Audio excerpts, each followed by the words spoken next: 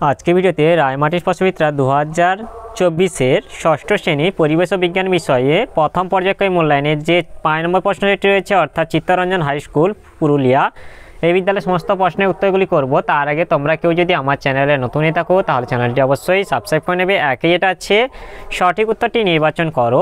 একে আছে ম্যালেরিয়া রোগের ঔষধ হলো, এটা কুইনাইন হবে। 2 হচ্ছে প্রদত্ত কোনটি উভয়মুখী পরিবর্তন, এটা হবে লোহাকে গরম করা। 3 হচ্ছে কোনটি মৌল নয়, এটা হবে অ্যামোনিয়া হবে। 4 হচ্ছে জোয়ার ভাটা একটি, এটা পর্যাবৃত্ত ঘটনা হবে। 5 হচ্ছে একটি অক্সিজেনের অণুতে উপস্থিত পরমাণুর সংখ্যা, এটা 2টি। 2 হচ্ছে শূন্যস্থান পূরণ করো। 1 হচ্ছে দুধ থেকে দই সৃষ্টিতে সাহায্যকারী ব্যাকটেরিয়াটি হলো এটা ল্যাক্টোব্যাসিলাস। 2 হচ্ছে মিথেনের সংকেত হলো CH4। 3 হচ্ছে ফিল্টার করার পর প্রাপ্ত তরলকে বলা হয় এটা পরিশ্রুত। 4 হচ্ছে ভিটামিন এ হবে, এটা আমাদের চোখ ভালো রাখে। 3 হচ্ছে নিচের প্রশ্নগুলির সংক্ষেপে উত্তর দাও। 1 হচ্ছে মিথজীবিতা কাকে বলে, একটি মিথজীবী সম্পর্কের উদাহরণ দাও। এর উত্তরটি হলো মিথজীবিতা প্রকৃতিতে 2 বা তার বেশি ভিন্ন প্রজাতিভুক্ত জীব একে অপরের সাহায্যে বসবাস করলে এবং পরস্পর বিনিময়ের মাধ্যমে পুষ্টি পদার্থ সংগ্রহ করলে সেই ঘটনাকে মিথজীবিতা বা সিম্বায়োসিস বলে।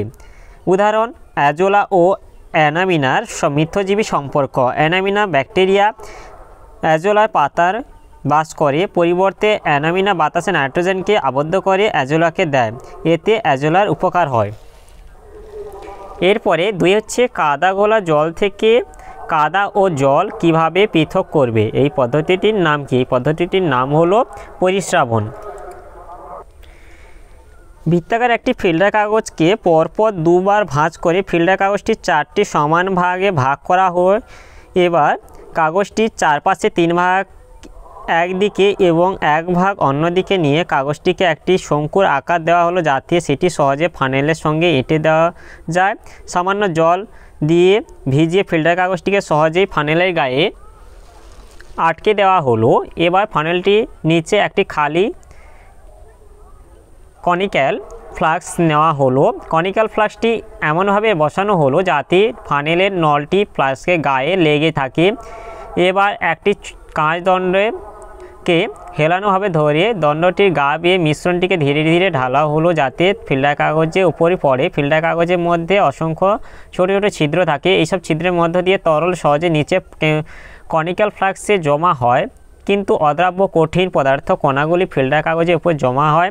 এভাবে সহজে কোনো তরলের উপস্থিত অদ্রাব্য কঠিন পদার্থ তরল থেকে পৃথক করে নেওয়া যায় ফিল্টার কাগজের মাধ্যমে।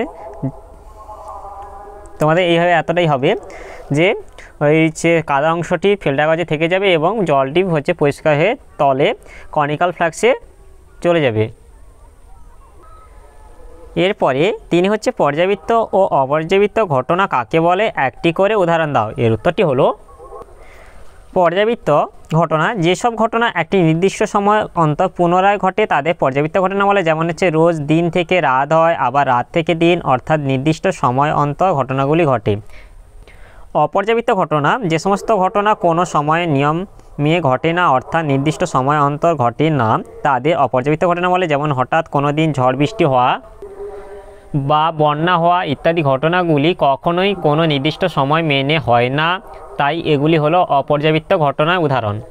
তাহলে আজকে ভিডিওতে আমরা ষষ্ঠ শ্রেণী পরিবেশ ও বিজ্ঞান বিষয় যে 5 দাগে চিত্তরঞ্জন হাই স্কুল পুরুলিয়া এই বিদ্যালয়ের সমস্ত প্রশ্নের উত্তরগুলি শেষ করলাম। আর তোমরা কেউ যদি আমার চ্যানেলটা এখনও সাবস্ক্রাইব করে রাখোনি তাহলে চ্যানেলটা অবশ্যই সাবস্ক্রাইব করে নেবে। ভিডিওটি ভালো লাগলে ভিডিওটিকে লাইক, কমেন্ট ও শেয়ার করতে ভুলবে না।